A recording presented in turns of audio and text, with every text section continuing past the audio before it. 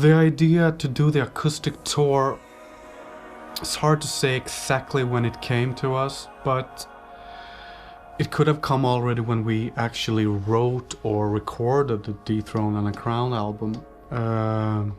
It felt like it was always somewhere in the back of our mind as a thing to happen, as a tale, after the release of the album. It was maybe also something that people expected, kind of as a, as a bonus thing from the whole pledge campaign they were part of and participated in.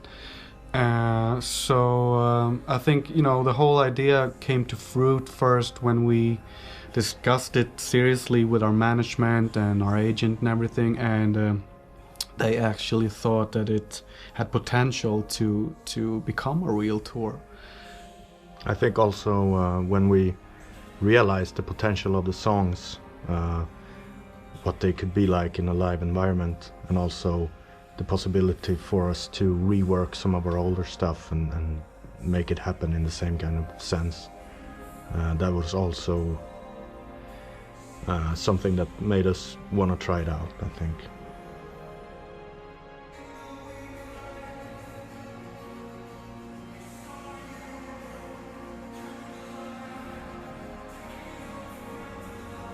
Well, that was probably something that we had to sort first.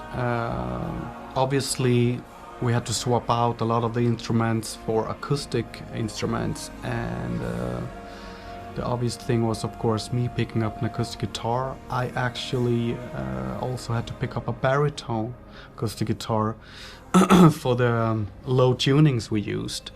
Also, Niklas had to pick up an acoustic bass, of course.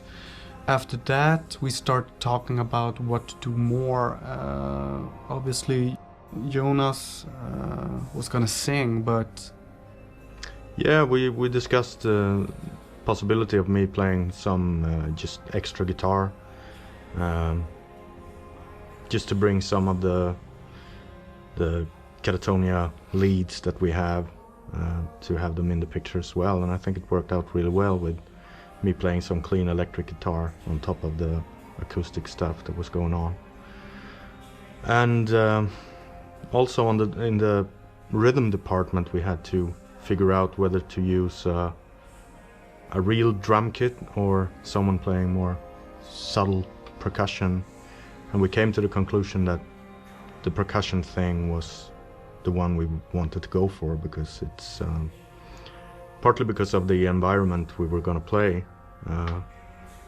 Drums are really loud, and we're doing something stripped down, so we went for some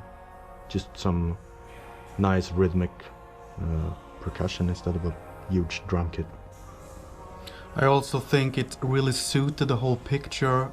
We pictured ourselves sitting like a half circle on the stage, and it didn't really fit in with a whole drum kit, somewhere in there. It was more like each person now had kind of an equal station and position, and it just made it look very, very even and equal and very moody up there. So everybody was on the same kind of dimension. So it really panned out well.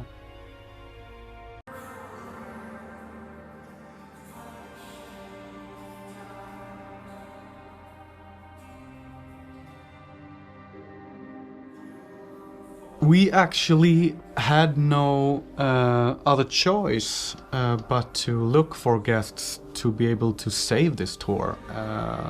Two of our old members had left the band, and we had to seek for help, actually.